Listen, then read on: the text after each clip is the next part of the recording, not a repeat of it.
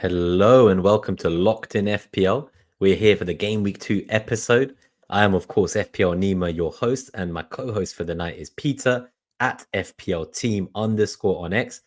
If you have not heard of FPL.Team, I can only say they're the greatest site I've used for FPL. I only go to the website to make my transfers. I use that for most other things in my planning. And this is not an ad, just to put it out there. I'm just glad Peter's here. I feel very humbled he's come on this channel in our first season in the rebrand in Locked in FPL. And yeah, we're just going to have a casual chat, Peter, right? We're just going to catch up, see what you're thinking for Game Week 2, and really discuss both of our respective main dilemmas for our own teams this week, as well as learn a little bit more about you and how you got into FPL. So maybe we start there. I'd love to get an intro, find out how long you've been playing FPL, kind of maybe your best finish, worst finish, favorite memory, worst memory, anything you've got for us, and maybe how you play FPL to your style. Sounds good. I feel like I owe you some money for that intro. I promise I didn't pay Nima to say that. Yeah, I've been playing since I was looking at my previous seasons. The first one was 2006-07, which I think is the furthest that goes back in terms of records. So I've been playing this game for bloody forever. I wish I could say I had some amazing finishes. I think 14K is my best, and that was back in 2012. So that's when there was only probably 1 million people playing. So it's not even that good. Worst was 1.6 million, and I basically finish around 200K every year. So I'd say I'm an engaged casual is how I would call myself, because I play quite casually in terms of my play style. You were touching on what's my play style. Suboptimal is what I would say. I give into FOMO way too much. I get very emotional. I jump on bandwagons. I bring in players because their prices are rising or dropping, which is quite pertinent this week, I guess, and go for the players like the Barcos, the Quances of this world, instead of the safe, steady Harwood Bellises and Ponces of the world. So yeah, that's me. That's my play style. I've been playing forever and I'm still trying to get good. Maybe you can help me get there. So what's ironic for me, right, is that here I am talking about how great your tool is and how much it's helped me. And maybe therein lies the problem for you, Peter. Like maybe you've essentially, from the goodness of your own heart, from the love of the game, been playing since the records were made in 2006. You have made everyone else better. So you've made it more difficult for yourself. Is that something you've ever felt before out of interest? Yeah, I say it quite a lot. I started off building the tool to try and make myself better because I was the only person that had access to this tool. And then I thought, well, this is actually quite good. Let me share it with the world. Didn't think it would ever get as popular as it did. And then just through quite naturally, like I'd never done any marketing or anything like that. It just kind of grew and grew. And now, yeah, the amount of people that use it is staggering for me for something that was just like a little side project. And as you say, the problem is now everybody else has got a bit better than me. And I've just kind of gone backwards or stood still at best. So yeah, gift and the curse, I guess. But at the same time, right, I think we've discussed this. We both probably love playing FPL more for the joy of it, like having players in the games you might be able to watch, or just the whole love of beating your friends, like the mini league banter. For me, that's what got me into FPL. So I started in 2012. It was in a job and there was a work mini league, and I remember reading forums trying to kind of figure out who's the best captain this week or top transfer. Back then, like it was all on forums, right? And then it was only later I kind of went to Reddit. I was a lurker reading all the threads, seeing leaks and injury news and RMTs, right? Daily threads. And then eventually I came to Twitter and it was a bit nicer because for the first time I felt like I was seeing people like I've met you, right, through the game and through these meetups. And I guess this is a nice segue at 4 minutes in to talk more about how we met.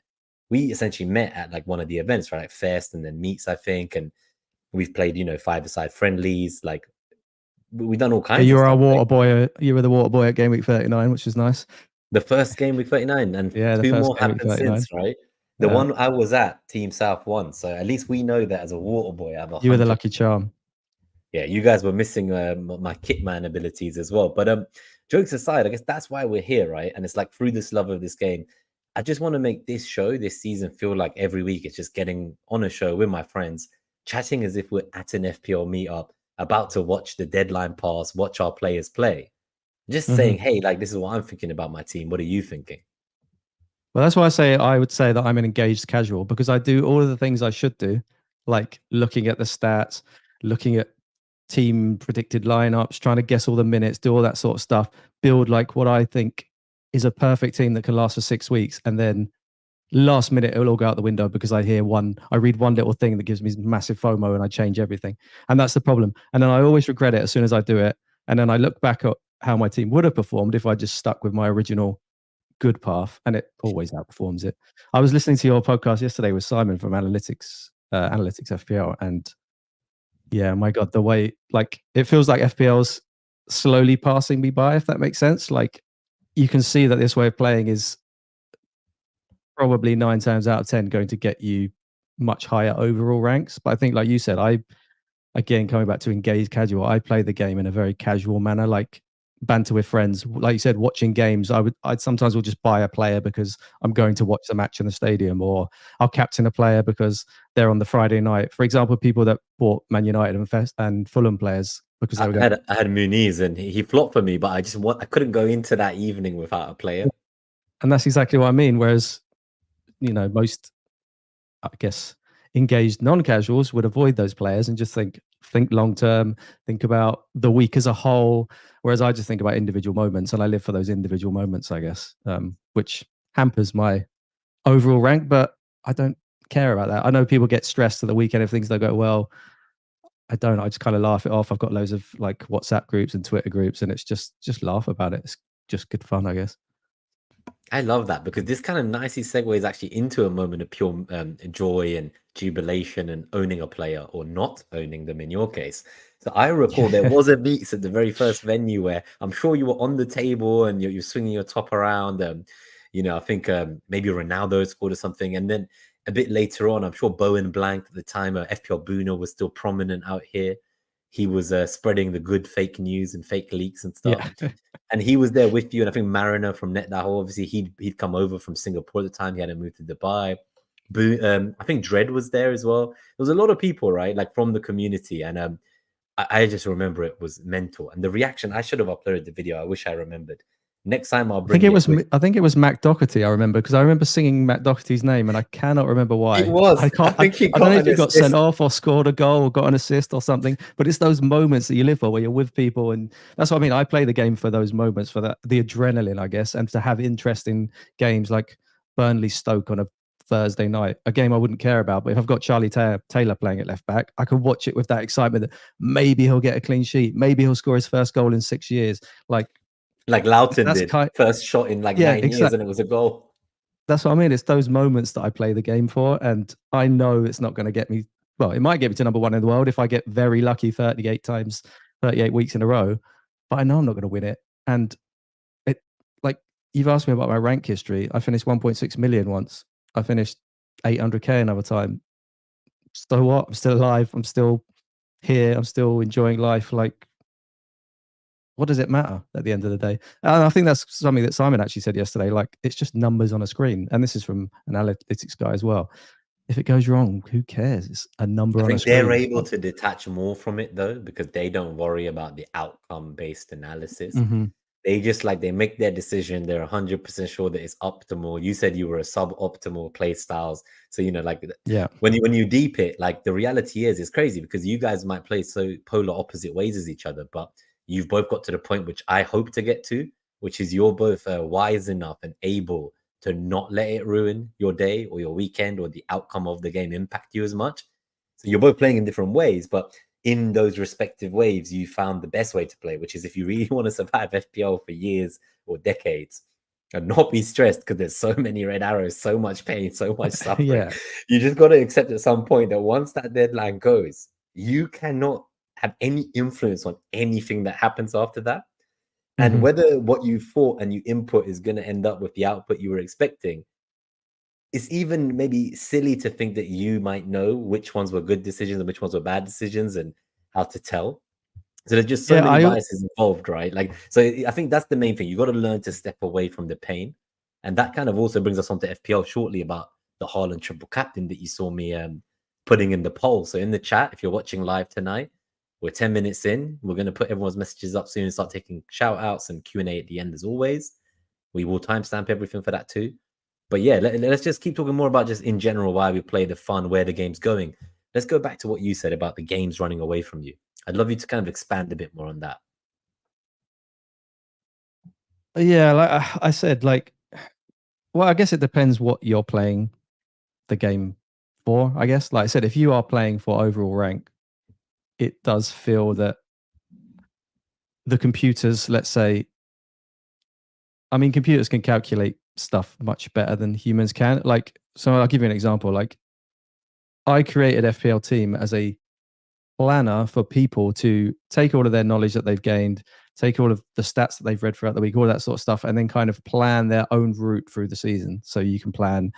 And if anyone's not used it before, I guess it's a site where you can load up your team and you can start planning basically every single week up to the end of the season. You can plan your chips, you can plan transfers, you can plan subs, you can plan absolutely everything. And I one of my big enjoyments, I guess, of playing FPL is that strategy and that planning. It's like chess. You're trying to like think a few moves ahead, and I really enjoy that side of it. Whereas the problem is there's only so many things that you can keep in your head and only can go down. And that's where something like FPL Review, which is obviously a more analytics based thing, which has a solver on it, can basically calculate those millions of different routes for you, because there are millions of different combinations of players you can have in your team and routes you can take. If I buy, I don't know, if I replace Quansah with Pau Torres tomorrow, that might affect a transfer in 6 weeks' time that I'm not even aware of, or I might be able to make two moves that affects something. Like, the combinations are literally endless, so you cannot calculate it all in your head. And I feel like that's where I say the game is moving away from me, because I enjoy the planning aspect myself, and I enjoy trying to find my way through these murky waters by myself, because that's what I enjoy. Whereas a computer can basically do it for you and do it better. And So that's what I mean. you must like this season a lot then, because obviously machines will take time to adapt to the rolling transfers beyond two, and as the season kind of starts, it's the least information it has that's live for this season. So it's running off historic data. So if players like us who would like to put in our own inputs are willing to kind of take a bet against the masses based on the fact that we assume that now more and more people are following, say, said models, and there are more and more large content creators playing with said models. So inherently, by osmosis, the entire casual base is playing through these models now. It's like getting out that far, right? Like, you're not competing against like millions of managers. You're competing against like maybe the 10,000 most copied managers in the world. So it's really intense. It is really That's why I intense. say it's so difficult now, that if your goal is to do well in terms of overall rank, it is very difficult. And it's not to say you can't do well playing that way, because maybe there are human aspects that machines can't detect, like the nuances of some manager's comments or a player that's changed position, like you say, that models take a while to adjust to. So you can layer your human nuances over the top of it, but I think we've seen that over the long run, the computer normally wins. And we've seen it in loads of areas with like AI and stuff, chess grandmasters being beaten by computers, all that sort of stuff. Like, it just is You what it do is. see it, yeah. I guess so. So some people say the game's sold or close to being sold. So I'm glad that they got the pricing a bit better, because there was teams last year that you could not have this year because they cost like 119 million. But those teams were, common teams last year. So it's like, Yeah. thank God that part got fixed. We've also not gone into a season with 80% owned Haaland. So there's also that. Great, some changes. So pricing, well done, fair play. That's great news. And then you kind of come into this year, and I think I want to show this, because I suppose I'm someone who got into FPL when the lockdown happened in 2020 by writing articles at the time, and they were called transfer trends, and that was my thing. I used to love to see who people are selling and who people are buying. And going back to what you said about planning, I was trying to do it in my head, like you said, against people who are maybe using something that can help them much more powerful than I am. But Yeah. I used to write in my notepad. So I'd do what you're saying on your website, but I'd be writing it. And some people have seen these infamous screenshots, and it's like a photo of like every line is one game week, and it's like all the players I'm keeping an eye on or might buy or might sell on certain time. But I look at those days, and then I look at your website, which I'm going to show some people a screenshot for my Gameweek 2 team, and I'm like, what was I doing? Like, you have built something that you've given away for free. I'm sure it will cost you more money to run than you would make, especially at the beginning. And every time it gets popular, it's going to cost you more, because it's also seasonal. So, you know, you don't want to pay for an annual contract for servers just because of a huge rush pre-season. If numbers aren't there later, like you're not a huge corporation making money off people that can do that, right? You're a one-man band, like this is your hobby. You made it for yourself, and then you democratized FPL knowledge and the ability for people who want to play like you to have a planning tool. Yeah. So I just want to say that's amazing. I just want to put that out there and unpack it a bit, because I think what you've done is incredible. Like you're essentially like, I suppose, a sole trader in a world amongst like limited companies and all kinds of companies around there, right? Companies with investment, tech teams, full-time staff. Yeah, I mean, like I'm a software engineer by trade. I've been doing software engineering since I was like, I don't know, 13 years old. So what's that, like 30 years almost now? It's what I love. It's a hobby. It's something I really enjoy. So I got to combine the two loves of my life. Don't tell my wife that, but like two hobbies, I guess, which was software engineering and fantasy football, are two things I absolutely love. And being able to combine them was amazing. And it's funny because what you say is basically how I started. I used to have notebooks and I used to write down players, and I used to have like weeks columns. And then when I'd move one player to another week, and I'd have all the players listed by their stats and who I think would be good, and fixture runs like FDRs and stuff like that, but like manually written down, all that stuff. And then I moved into like Excel spreadsheets. So it was like I could actually save it and look at it and do some calculations and stuff. And then I think the big thing for me though is like I'm very visual. So if I can't see what my team is actually going to look like on a screen as it would in the official game, it's really hard for me to see that where the weaknesses are. Like if you just see a list of players in a spreadsheet, it's like I can't see where the weaknesses are. It doesn't hit me quite as much. So I I wanted want to to add build to a that one tool. quick thing, because that is actually spot on. Because I noticed you have an alert that reminds people when they save transfers to go to the FPL site and also do them, and that doing them in your tool doesn't count. So I just want to add to that, because your UI, now that I realize why you've done it, because you're so visual, you didn't want to see that spreadsheet with 12 rows with names on. You wanted to see, and you built the only tool that I can recall that looked exactly like FPL. And now I'm cracking up because you have to tell people. So have people emailed you before I was to literally say about to like, say oh, I've you had ruined my game messages. weekend? I have had messages before saying like, oh, why didn't my transfers apply on the game? I'm like, did you do them on my website? And they're like, yeah, like, oh, sorry, but it's not how it works. So yeah, I've definitely had that before. But yeah, it's the visualization where I did it. Like I purposely made it look like the official game. Like you could say I'm not a designer. I'm purely like back end software engineer. Design is not my thing. So you could say it's just me being lazy and just copying the design. But I wanted it to look like the official game. So when you're building your team and looking at it in advance, you're not having to like have this like context switch between two different UIs and they look different. And like I just wanted it to look exactly how it would look in the future in the official game, so I could really visualize what it's going to look like. And that just kind of, I don't know, triggers something in my brain that was missing from spreadsheets and paper, basically. I love this. We've gone on such a tangent. I think there's more concurrent live viewers than ever. So there's over 30 now. So I assume that this means they enjoy it. So people in the chat saying, you know, this needs to be 2 hours long from FPL Discomfort. I think we're all fascinated just to hear about, obviously, you're a veteran of the game. For me, it's not about the rank. It's just about having fun and meeting like-minded people who enjoy the hobby. And then to find someone who's like gone and done all this with the hobby, I think is super impressive. And like, I'm sure you will have been given offers and could have sold out and could have given the tech away or whatever and gotten rid of many headaches off your own head, but you didn't. So yeah, kudos to you for being a real champion of the FPL community. I think there isn't as much recognition as there should be for FPL teams. I guess what I'm saying. Oh man, that's very, very kind of you. Again, I need to pay you some money. I think what you just said, there was something you just said that was interesting. And I can't remember what it was, but if I remember, I'll come back to it. Oh, We'll that was come it. back It's to it. about the different. No, I remember now. It's about the different play styles. Basically, you're saying like for us, it's not about overall rank. For us, it's just about having fun.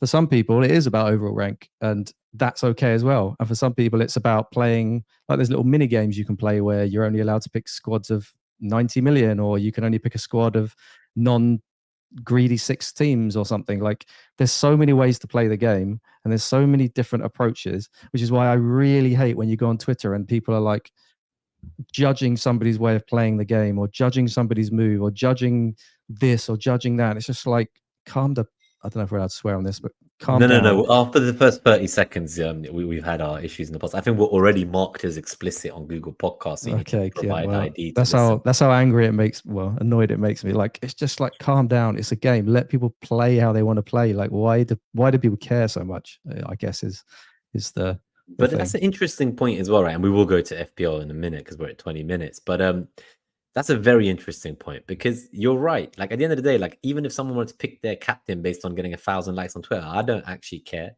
Like I think it's a I guess. ridiculous thing to do, but I don't care. I might even retweet it if it's a crap player in the hope they captain them. You know, like I'm playing for fun and I also want to beat people, right? So I said I love the mini league. So for me, it's all about rivalry and friendly banter and the friendships along the way and the memories. With that, there have That's been why some good finishes, but it's just through luck, right? I can Yeah. acknowledge when I've been lucky, and then most other times when I tried the same thing and it didn't work out. Is that Yeah. unlucky? I can't be so I arrogant to think the enjoyed. times I was good was skill and the times I did bad was unlucky. I got to acknowledge Mhm. the luck in both, right? Yeah, and I like coming back about the captaining for 1,000 likes or whatever. I really enjoyed watching Nathan Baker's journey to use all his chips and try and get to #1 in the world in the first few weeks. Like it was just a bit of fun. Like I see so much hate in the comments. You're only doing this for this, that, and the other. It's like, As long as so he's having what? fun, who cares? Who Yeah, who cares? cares Like, what he's doing it for? For comments, for likes, for fun? I don't even care. So for me, that's the other thing. Everyone complains that the teams are all the same, that there's a template, that people are following models. Every time then someone does anything different, they also get piled in on. So it does feel generally a bit toxic at times. We've got 3 international breaks in the next 3 months. I'm sure there won't be any issues in those times, right? 6 weeks of beef, I foresee. oh, 6 weeks of beef. that's why I stay off Twitter. I can't be bothered with it. I love it. So let's I think what we should do next is I've got this on the slide actually. It's from your site. So I just want to add to this because as someone who loved transfer trends, and I think that's where the last 10-minute tangent came from, was when I started out writing those articles. I didn't have access to your site and the ability to see like other weeks. And I think this might be the only source in the world that has this in reality. And yes, the numbers might not be like the tens of thousands or hundred thousands in these weeks ahead. But right now we're looking at moves from say game week 6. So there's already still like, 600 people say buying Havertz for Isaac. Like you're seeing these are the most engaged managers using your tool. So for me, even though it's a smaller sample, it's a very hot sample. It's a warm lead as to what will happen. It's telling us Man City in game week 2 and Arsenal in game week 6. Those are the 2 main trends we're seeing well in advance. But normally on the site and in every other tool, right, you only see what's coming now, the price change of today or tomorrow. You don't actually see how could the meta or the strategy or the shift be well in advance. So one other question I have is, do you also monitor changes to this? So let's say if Arsenal really stank it up the next 3 weeks, would you somehow notice, or if you don't, is there a way to easily how many are gone the other way? So if the kind of Isaac to Havertz goes from 600 to 0 and then Isaac to Jesus goes to 1,000, would you notice trends like that as well? That's something you can easily access out of interest, because I think that would be fascinating to see how it changes now and then closer to that game week. Yeah, well, so this data on here, and it actually goes out to week 8, but you can't see it on the screenshot. I mean, you could see it all the way out to week 30. Actually, let me do a screen share instead, because then I can just be on the website. Because there's also some chip strategy stuff on here as well. So you can see when people are planning to play wildcards and triple captains and stuff. Let me zoom in as well. So this gives, like, as you say, strategy for weeks ahead that we don't really have anywhere else. That's the other thing I found fascinating, right? So you've got the price changes at first, right? Some price changes and then like hourly ownership changes. So you can see that Zinchenko's the top person being brought in at the moment. This is pretty standard stuff that you can get in quite a few places. But the interesting stuff, like you say, is below, because I mean there are other sites that have planners now, obviously, but because this is a tool where people are planning transfers in advance and then saving those transfers, I can obviously look at the numbers and see what are the most popular transfers. So you can see that week 6, Isaac to Havertz is a very popular transfer. And if you scroll, and then if you look at week 7, basically everybody's ditching everybody's for Man City players. So it probably gives you an idea that something's happening in Man City's fixtures in week 7. Because like you said, the people using my site are probably more engaged than the average person, especially people saving drafts and planning all the way out to week 8. They're probably These are the people chips as well, right?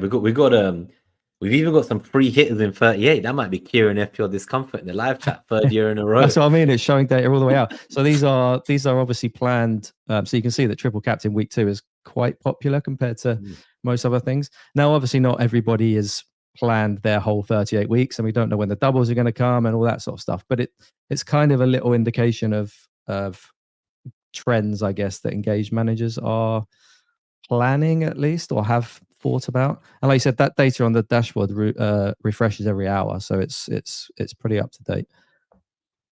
I honestly, I love it. I just thought it was good to do a quick screen share because this kind of takes us into the FPL. So if we're going to talk about game week 2, how our game week 1 went, and what our main dilemmas are. So for the final 35 minutes, we'll kind of take Q&A for 10, 15 minutes at the end. We've been starring questions. We also take a quick stop here at 25 minutes in, which I will timestamp just to do some shout outs because sorry for taking so long, everyone. But they were just so fascinating talking to Peter about all kinds of stuff. So let's sort this out. It's just like a chat down the pub, like you said. That's exactly what I want it to feel like every week. So, Getty FPL, good evening, all. Trigger Talks FPL, good evening. Big commitment here at 5 a.m. Shout out to him as always coming on the pod in the international break himself. So, that'll be amazing. He's Claire always good to FPL. listen to. He is, right? He's a fountain of knowledge as well with his. My favorite memory was the kind of the 3-year rank he had where all 3 were like in the top 200. I think it was like definitely he would have been like #1 manager in the world in those 3 years. So it's always fascinating for me to hear from him. And I remember his article I used to read, like the main tips of FPL, like almost like the 10 commandments of FPL. And I might ask him when he comes on how that's evolved and whether he still has a more modernized version of it, or I know he's more into chess these days though. So let's see. We'll find out.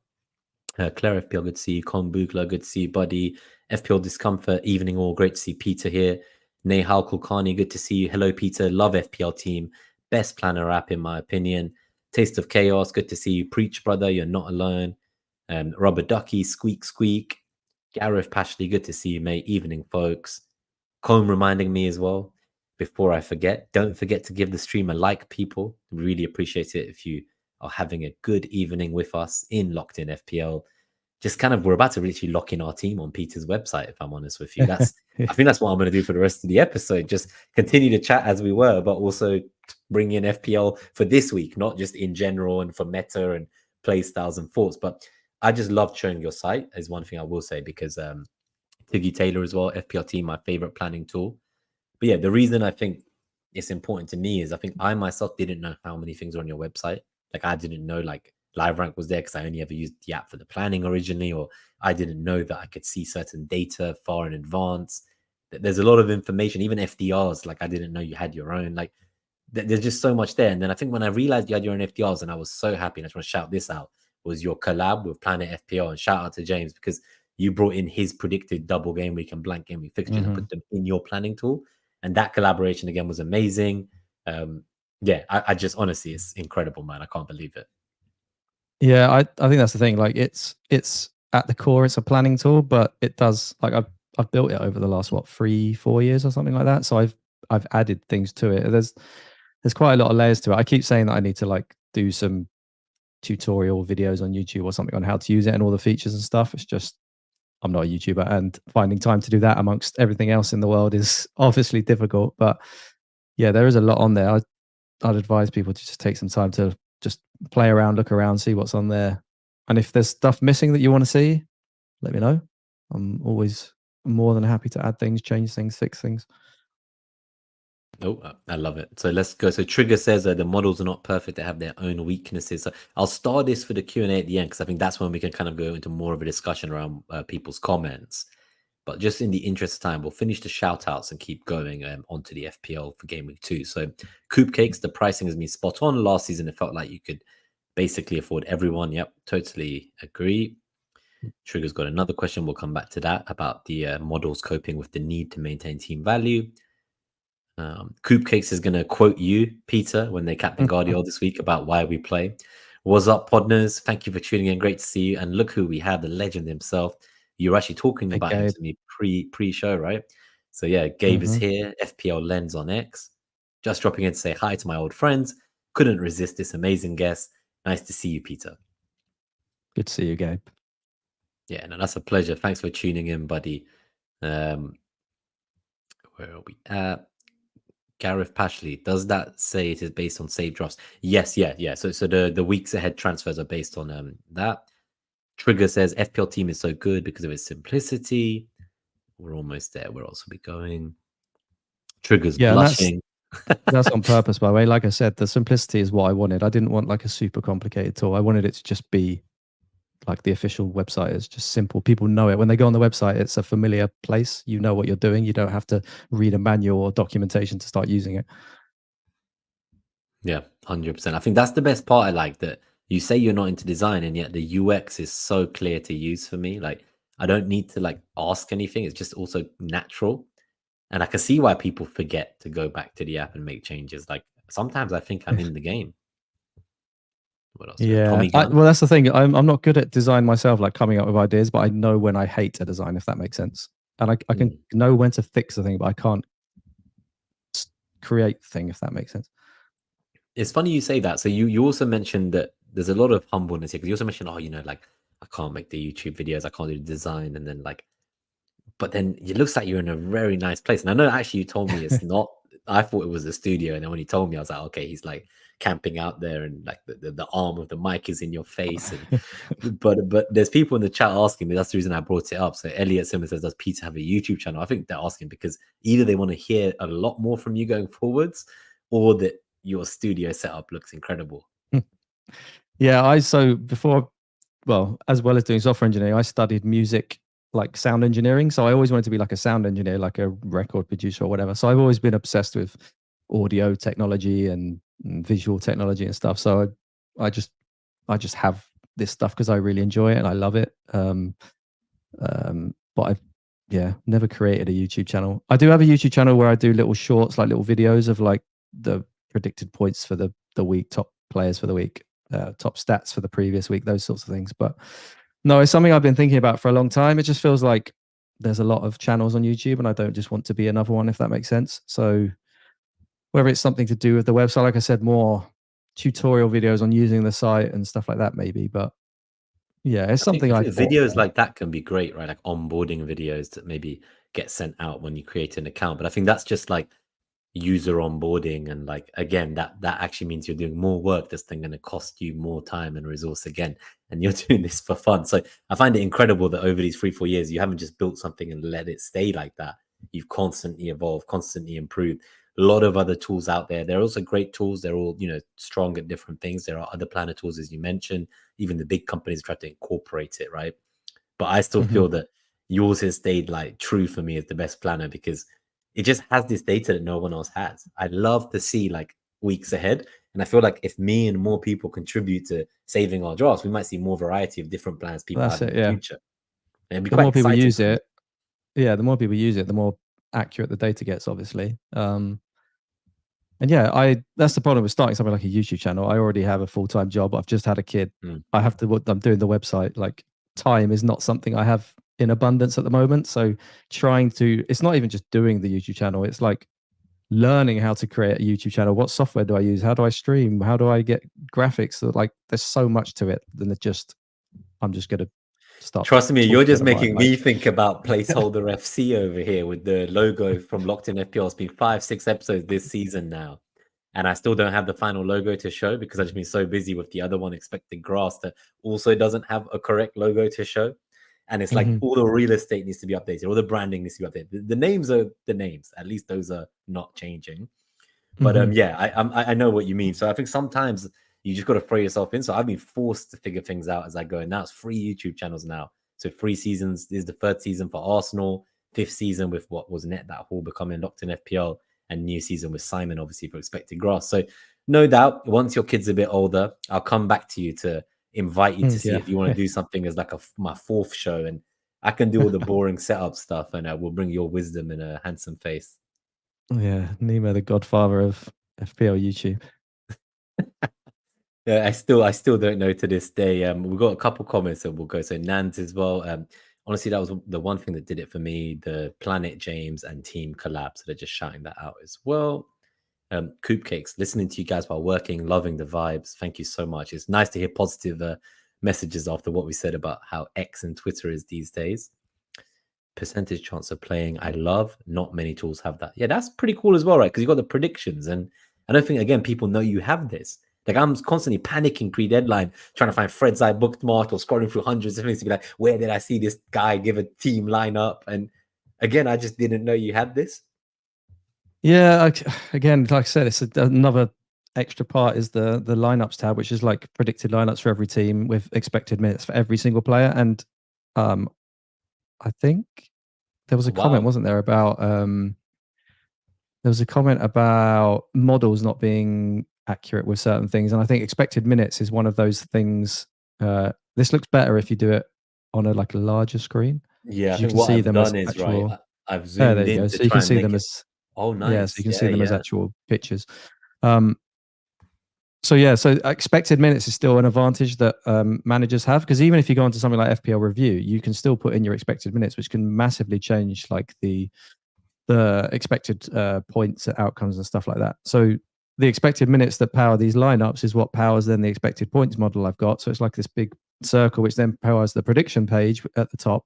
So there's all sorts of stuff on the website, like I say, that people probably don't know is there or haven't used. The top 1% page is quite interesting. I know everybody says top 10K is like the holy grail. These days, I guess with more players, I've kind of changed it to top 1%. So you can see the sample is 93,482 people. So I assume there are 9.3 million players at the moment. And you can see that 23,000 people have used the chip. This is obviously a bit weird in the beginning of the season because this top 1% team has no Haaland, because the teams that have done well are the teams that have Salah and That Saka didn't have and him, these right? It's like defenders. Yeah. exactly. Yeah. So How many it's game weeks a in do bit you skewed. normally find that this settles? Because for me, I always say that I wait like 10 weeks to I was concern about to say myself about 10. Yeah. 10. I'd say this is pretty irrelevant until top 10, because I mean, if you But scroll down a little same bit for other more. tools, right? So if you're looking at your Yeah, live rank, again, I think my live rank it's, literally means nothing because I've had great starts it where does. then 8 weeks later, I'm like 5 million further behind than where I started. This season, I've Yeah. started on 7 digits, but I'm hoping to do the reverse of that. Last time I Yeah. was on 6 digits and went to 7. This will completely change if Haaland scores a hat trick at the weekend. Suddenly, the top 1% of players will be full of teams with Haaland in their team. So this will completely change. Like if you scroll down a tiny little bit, you can see that 14,000 triple captains were played in the top 1%. But they're obviously in the top 1% because they played their triple captain. So it's a bit skewed at the moment. I And it guess always 10 is at the weeks beginning of the allows season. most chips to be gone as well and most people to use that first. Yeah, Wow. and even people that have spent their chips, it's given them time for the people behind them that are good at the game or have got the better teams to kind of catch those people up and start to overtake them. So you start to see a more representative top 1% of the game. But it's still fun to look at and see the popularity. I find this stuff fascinating though. Yeah, like I just love to know. And Barco here as well, sticking out like a sore Yes, thumb. I know. But then there's a list on the right. You can see that every single player in the game is there, and their percentages there are their percentage ownerships in the top 1% of the game. So if you're in later in the season, you're trying to find a differential, you can literally filter this by, I don't know, 5% ownership in the top 1%, and you can look for players in there that might be of interest to you or something. So there's loads of things you can do with this page that, and again, something that probably nobody knows really is there. I'm not very good at marketing as well, which is another problem. But that's why Selling I feel like myself I and all have that to do the stuff. screen share because I just feel like that's exactly it. You're not marketing yourself. You're just constantly trying to build something that you would find helpful playing FPL for yourself. And you've Mm-hmm. not That's tried it. to, I guess, not manipulate, that's the wrong word, but you've not tried to profiteer is my take on it. And that's why I've always had such big respect for you and seeing you at those meets and just seeing that you don't see yourself as some like superhuman, like there's no arrogance at all, right? Like you're just like, we're all the same. And that's how I feel about life, right? You know me. I just want to meet up with people and enjoy watching FPL and like speak to someone who cares because my family don't care if my captain blanks. No Oh, one cares. sakes. They don't understand why we feel upset that day. Like, Oh no, yeah, I it's mean, look at some the fun. grand scheme of things. Does your average man on the street care that I've built a fantasy football planning app? No, like But that's what I mean. You're maybe grounded. special in You're any way. grounded. You're grounded, though, I'd say, because I think you're probably you've got a lot of fans more than you realize. And I think because, as you say, you stay away from kind of that public world of Twitter and social media because of how toxic it can be and how chaotic it is by nature. It's nice to then have you here and kind of just see you, the real you, and that's again what I want this channel to feel like. I want every guest to feel like they're going to come back again, and it's just like a Mm-hmm. fireside chat. We just catch up. Let us know in the chat, guys, if there's any problems, I guess, with what we're discussing, because there's 20 minutes left, and we will come to your Q&A that I've been starring, and we will talk about my team on screen in a moment. But I just find it so much more fascinating than just trying to compete with all the people who do better production, better quality content, high produced. And like, I don't want to be that kind of YouTuber. I just want to do Mm-hmm. podcasts and chat to people and gain insights and meet interesting people. So that's kind of what Locked in FPL will be this season. So I'm also preaching, badly marketing myself, like you mentioned, Peter, for yourself, just because I want to also thank Tiggy Taylor, and we'll go to the teams. Thank you so much. This is huge. We have 25 members before this, so you've increased our membership by like a huge amount. That's significant for us. Thank you so much. 20% growth right there. 5 new members. They're still called haulers from the Net That Haul days, first 4 seasons if you weren't here before. If you're new to the channel, please do subscribe, and we'll be a lot more content like this. As I mentioned, Trigger Lips in the chat, he'll be joining in a few weeks, and we have some very cool guests lined up, which I will announce on X in the next few days. I think we have the next month or two sorted. And Peter was a real hero and came in clutch for this one. So Nehal is now a member. Welcome to the Haulers. Shout out to you. And Colm as well. If you guys want to join the Discord server, you just need to go to user settings and then go to connections and log in with the same Google account as this YouTube account you're on. That will automatically add all of you who've been gifted the membership, automatic entry into the Discord server, where there's like 30, 40 of us and some Patreon members. And we just have a nice time chatting, and you put in the YouTube questions in advance of episodes. And it just means a lot if you can support the channel. As we both said, Peter, we kind of do these things for the love of them, and normally it's more of a cost to ourselves. Like I kind of invest it all in and just see it as like, this is the cost of having fun. Like I don't really care. You remember the first meets when I used to have to pay Mm-hmm. deposits for a venue hire, and then like sometimes I'd be ending up out of pocket. And like at one point, the community were like, "Wait, why have you paid more? We'll all just pay like £5 more each, and then like you won't be like a huge amount out of pocket on your own if Mm-hmm. 8 or 9 of us split it."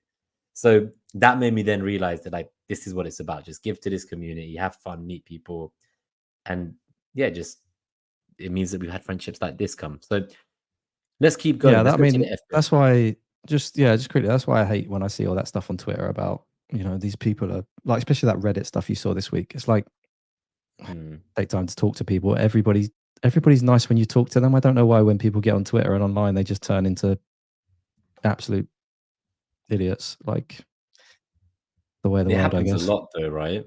It's Mm-hmm. that's why I didn't used to tweet for years. I only ever used to tweet out like the show when it was going live, retweeting other people's content. I enjoyed things like your planner tool. That's how we met, right? So just sharing that, all that Mm-hmm. good stuff. And I then realized that because of that, I'd lost contact with like lots of people I could have met. And because I was so scared of the negative side and how people might attack you, or the way that kind of the online world can be, especially if you accidentally go viral outside of FPL into just the wider Twitter world, or even the football world, like Yeah. you could end up finished overnight. So but now I finally put that aside. I'm like, what, I'm just going to tweet whatever I think. If I see a tweet and I have a thought, I'm just going to quote retweet whatever I'm thinking. I was like, I just want to chat to more people and get new perspectives and see how others think, and just change my perspectives on topics, not sit there lurking, scrolling. So that's my kind of thing for this year. I know you probably won't be doing that, but in exchange, because you won't be online there, I hope to see you at some of the meets. There's one on the 19th of 100%. October. So yeah, if anyone in the chat's around, London, Waterloo, it's called the Thirsty Bear. Normally about 30 to 40 of us there. We watch the games. I think the 5:30 kickoff is Chelsea, Liverpool. Everyone's very friendly. A lot of people come alone for the first time. Just come through, guys, and yeah, we'll get you your first drink or a food, whatever, and just meet lots of other fellow FPL managers. But yeah, we won't talk about the Reddit stuff because Yeah. we're way more positive than that. But that was ludicrous. So this was my team in game week 1. I got 67 points. I don't know how you got on. Like, did you have a better start, a worse start? 63. I don't know if you can open another tab. You could have them side by side, I guess. Be a bit Yeah, let me easier. put your ID in as well. Open it on a separate one. Oh, that was the wrong FP.Team. FP.Team. Yeah, clearly. So let's put in your So ID. 10724. Oh, that's pretty nice. Easy one to remember. It's like it's plaguing you, man. 14K I know, finish, yeah, can't get top 10,700 can't ID. even get top KID. Oh, because at least you do top 1% sample. I like that because I'm pretty sure that other tools on the first few weeks, like live rank tools, they just Mhm. use the top 10,000 registered teams. Yeah, So the yeah. first 10,000 IDs, That's what, which yeah. but this is quite different to that. You go straight into the. I can see why people are in the top 1%, and it gives me more faith that I'll catch them eventually because I can see like 20,000 out of 80,000 used triple captain. Yeah, That's that's what I amazing mean. to Like, see. it's the data is a bit skewed at the beginning, like I say, but it's accurate of what's currently the top, the top. Well, was it 90 odd thousand? So yeah, 63 points this week. So 4 points behind you, I guess. Annoyed that I didn't captain Salah because I had him. I don't know. I was just sure Isak was going to score a million goals, but he didn't, obviously. And the Murphy and Minter stuff. How annoying is that? Both of them going off in the first half. That it could have been so different. No, I was gonna say Minte. He looks incredible in preseason. He looked great in that game. Like as I was watching match of the day, I'm not gonna pretend I saw the game. I was at the Emirates and stuff. So, but yeah, I just saw the assist and I was like, no, this guy's really good. So Mm-hmm. He did look I very think good. he's exciting, right? 2%. Wow, 2%. That is wild. So you have quite an interesting team, I would say. Yeah, I was about to say there's not many You have no Salah, premium Saka, defender, Haaland. right? Yeah, you have no No, premium again, defender. trying not. I don't know if playing differently on purpose or not, but I kept having like these Jota and Odegaard teams and stuff like that, and I don't know. It was a couple of days before the season started, and I thought, who are the three best attacks in my mind? And I thought, City, Liverpool, Arsenal. And I thought, who are the three best attackers? Haaland, Saka, Salah. I was like, I just want them free. I just really want them free. And then I was thinking about defenses last year and how like it was like the least clean sheets ever. You couldn't really rely on anybody for clean sheets except Arsenal. So I was like, I'm just going to go for a really cheap defense and just stack the big hitters, basically. And the annoying thing is the big hitters went off, but then everybody kept a clean sheet, and it was like the worst outcome. So everybody kept a clean sheet, and my two cheap midfielders that I needed to make it happen both went off in the first half. One for a concussion that seems like it wasn't even a concussion, and another one because somebody else got sent off. So I feel like a bit hard done by here. But it is what it is.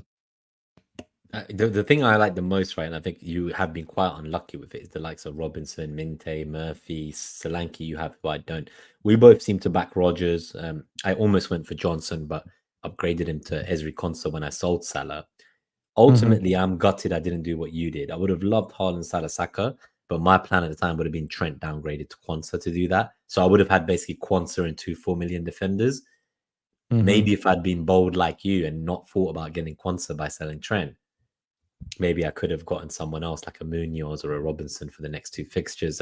I just like your team because, as you say, there's a millions of different paths you can take, and that's what the planning really shows on your site. Is once the data comes in, there's just so many routes, and one decision today, like my Quansah decision or who you buy. If people have sold Quansah last night, right? Mm-hmm. Depending on who they sold him to, whether it was Rico Lewis, Robinson, Quansah, whoever they bought, there's going to be an impact because in Yeah. 4 or 5 game weeks, something they don't even know they're gonna want to be doing yet might change Yep. because they'll be like, oh, I don't want two players from this team. So if everyone else is then going on one trend there, your path suddenly just branches off. Mm-hmm. So I'm really excited to see this season with the way the prices are more branching off. I think you're quite unlucky here, if I'm right, because you've got it right. I think it's the captaincy I had is that captain as well. That really that's the one I want to If I call out just because that gone hurts, Salah, I right? mean, that's an extra what, 9 points total, I think. Yeah, 5 to 14, 9 points extra. And suddenly it looks a lot different. And then even if Murphy and Minter just play the rest of the games, Mm. that's an extra what, 2 4 points or next 4 or 5 points or something. And suddenly it's actually quite a good score. Because like Munoz got the assist, Hall got a clean sheet, so they kind of saw. I mean, you think the premium defenders, Porro obviously got 9. What did Trent get in the end? Was it 7 or 8? 8, I can't yeah. remember So what he I got. had Jota and Trent. They both got 8. If we go back here, I think. Yeah, I had Jota and Trent. They both got 8. So I did spend the money on the defenders in Trent and Porro, which is where I guess I made up my points on you. But then I didn't have Salah. Gordon didn't do much better than your boy Murphy, and Kunku was shocking. For me personally, and I think maybe if we go to the game week 2 teams, then there isn't much more to really say about game week 1. I don't think we're on Wednesday now. The deadline's in a few days. might as well look ahead, right? So if we just go back to the plan page for your team to start with, Yeah, is this how you would be setting up this week? I guess you wait for pretty much. Minte. So yeah, I need to hear on Minte what's going to happen with him. But apart from that, I think it looks pretty good. I'm really tempted by someone like Rico Lewis this week. And Who would even you long sell? term, well, that's the problem. I don't know who I would sell, so I probably won't go there. I guess Lewis Hall didn't look very good at the weekend, but then the Shah sending off means that there's no way Burns going to go to left back. So I think Hall's pretty safe, unless Trippier comes in and Livramento goes there. But I feel like Hall's probably safe. So it's probably one I'm going to have to let go. I just love the look of Rico Lewis in this system. I would love it if he could keep Walker out the team. I feel like he has the ability to. I feel like Walker's kind of on the decline and Lewis is on the incline. And I feel like maybe we've hit that crossing point now where Lewis is better or is more important to the system as Pep wants to play it this year. I don't know. Maybe I'm just being hopeful, but I've loved Rico Lewis for a while now and I really want him to be a thing. Sounds like So, you yeah, and Flapjack would get on. I was messaging him yesterday saying, was it worth a wild card to get Rico Lewis in? But yeah, apart from that, like Barco's obviously a problem. He's being loaned out to Sevilla, is it? I can't remember. He's a problem. Murphy, I can probably get away with for a couple more weeks. Minter, this is the problem. If Minter doesn't play, do I want to play Rodgers up against Arsenal? I guess probably so have that's to, kind right? of like I normally in previous seasons I would have, if I had like a 4.5, like if that was Winks, I would have still probably played. I think it's the fixture is blinding you maybe, because for me, like Yeah. Rodgers, I want to see more. I don't know if the last game and him staying on till 90 when it was 1-1 and they needed to go for the win, I don't know if that means anything for future games. That's what Simon was telling me yesterday. I think he's like, don't like just take that 1 week of information as like It's hard meaning anything. because you can take it two ways. You can say he played 90 minutes, which means he's absolutely nailed because he's like their favorite player. Or maybe they're thinking, well, let's give him all the minutes now before Champions League comes in, and then we can start resting him then. I don't know, because when the Champions League comes in, there's going to have to be some sort of rotation somewhere. So maybe they're thinking, let's just, I'll say run him to the ground, but play him a lot until then, and then start to rotate him. I don't know. It's end of the day, he's a £5 million midfielder. There's not much to lose. But then I Well, I thought have that high about hopes Barco, and for he him. was a 4 million defender. And there was a lot to lose there. So But Barco, we really got done by, didn't we? Did you see FPL Rockstars tweet earlier? I think it was today. It really had me laughing, man. well, I think I did, but I can't remember. Remind me what it said. So obviously, like, Az apologized about the Barco pick, and then Oh yeah, I Rockstar remember. replied and goes, "Well, when Az said Barco can literally play anywhere, I didn't know what he meant." I do remember So that. it That looks made me like chuckle as well.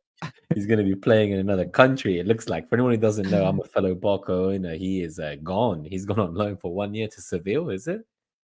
I think it's Yeah, the Sevilla. problem is I now have two 4 million mid defenders that didn't start, so that's great. But I feel like And Johnson probably will come in for this game. I feel like they played to Anzabi because they were playing against Liverpool. Well, Johnson probably won't come in for this game because it's City, but when I need Johnson, I think like he'll probably be coming into the team. Let's hope. on that note, look at their fixtures afterwards, right? I know this is Yeah. kind of it's got shades of last season when we had Doughty and Morris, and there was the double game week and the Luton captaincy. But here Mm-hmm. we have Fulham, Brighton, Southampton, Villa, West Ham. Not bad on the bench. It's not bad, is it? Like if you didn't really need them, if one of your defenders had a suspension or Yeah, injury I'd for be happy one to week play him in that. only, you play him in Well, I'd those probably fixtures, want right? to swap him to Greaves because he looks quite dangerous in the air for Ipswich. So if Yeah, I I could didn't do it know about again, him I'd swap it to preseason. him. So I was gonna say I saw his name cropping up in the last couple of days, and like it hadn't come up before, and even Johnson hadn't come up before. So for me, the Ipswich defenders, like they just hadn't been in the, I hadn't seen them in the group think.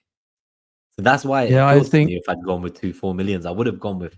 I thought maybe I can find through Johnson this year's Doughty, but I haven't gone there yet. So that's the thing. So I hope it works I out for you. mean there is a chance. Who's the guy that went off injured? Who's like the right winger? I think so. There's a chance he could end up playing right wing, right midfield, maybe. But yeah, I think he's one to watch.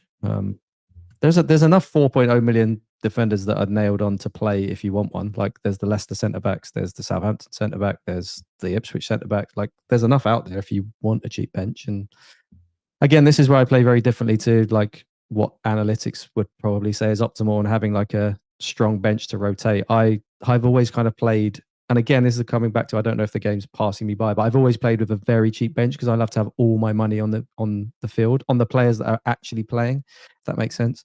So I'm similar to you, and I feel yeah. like that's where I went wrong. It's like I wanted Saka so badly that I got rid of Salah, whereas previously I would have been happy going in with a 4.5 mil mid, 4 million Mhm. defenders, squeeze in everyone. And if something goes wrong, it goes Yeah. wrong. Like there's a wild card. Who cares? It even paid me to put Rodgers on the bench at 5 million. Like I would normally just had a 4.5, but I literally had 0.5 spare. I was like, well, okay, let's get Rodgers just for a little bit of rotation if I need it, which I might do with Minte this week. So it might actually work out. Yeah. No, that's fair. And captaincy wise, I assume we should probably check the results of the poll so far, but I'm assuming it would be Haaland for you. Yeah, I'm not even gonna You know, not gonna what about overthink like a that one. Yeah. Guardiola? If you had Guardiola, would you be concerned about his positioning in the last game? Like I've seen some people talking about Yeah. Doku, and if Grealish plays, that's probably better for Guardiola. If Doku plays, like Doku's going to be in the positions you want Guardiola to be in. Well, I think coming back to the Rico Lewis, I think Rico Lewis is the problem for Guardiola, because if he's going to play that inverted role, Guardiola's going to drop into that back three, and he's basically going to play as a centre back for the majority of the game. So I think Rico Lewis is probably the problem for Guardiola. And if I could choose one of the other for this week anyway, I would probably choose Rico Lewis over Guardiola, to be honest, if it's a 1 week I decision. really like that, even for the 1 week decision. Wow, I love that.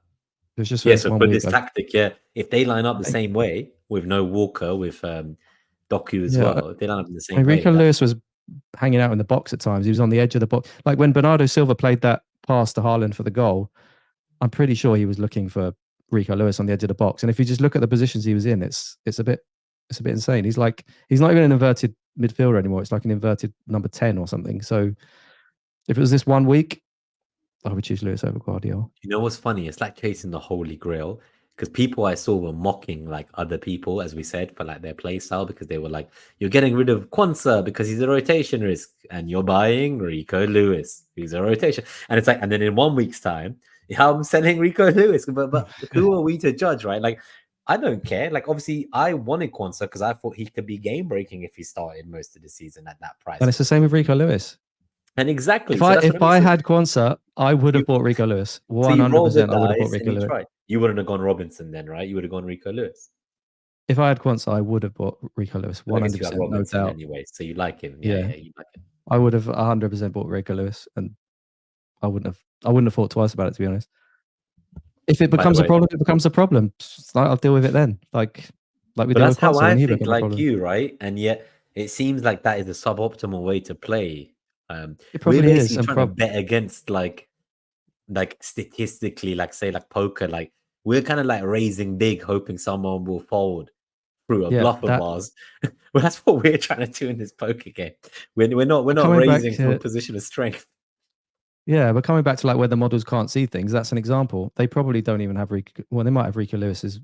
I think I looked on review earlier and it was like 27 minutes expected for Rico Lewis. If you think he's going to play, and you think he's going to play in this inverted role that basically makes him a number 8 or 10, that's something that the models haven't seen yet. So maybe you could get ahead for 2 or 3 weeks. And maybe it And all that's goes wrong and he gets dropped for Walker and he doesn't play again. But then Okay, again, you just sell move him. on, Sell him right? for I someone think, else. Like, see, that's beautiful. So it's funny because it seems like we're willing to have players that are going to get injured or injury prone or rotation risk just because we really want to chase that ceiling. Whereas maybe what we're saying is others will go for more of a steady stream of points, not have to make transfers with risks with, like, say, fullbacks. Maybe some people yeah. prefer centre backs. There's a I lot mean, of look at my different ways team. to I've got play. Jacob Murphy and Minter and Barco and Johnson and Rogers and Lewis Hall. Like, these are not picks that people would say are safe and secure. There's a lot of them. But that's just how I play, and I'll deal with it. And when it becomes a problem, if it becomes a problem, I And say I feel sometimes like I it got doesn't, unlucky this right? week with I feel like I got unlucky this week with Murphy and Minter. On another day, Minter stays on, gets a goal as well, like Adingra did when he came on, and he's got a 14-point haul as well. Murphy stays on and gets a goal or an assist. Like, It I feel was a like I was a bit great unlucky. fixture. I don't know who to be more angry at, like Fabian Scher or the referee. I just Uh, don't know because it feels yeah. like that ruined my whole plan. Like it ruined is that captaincy, it ruined the Hmm. Gordon pick, it ruined Jacob Murphy for you. It's just I don't know who to be more angry at, really.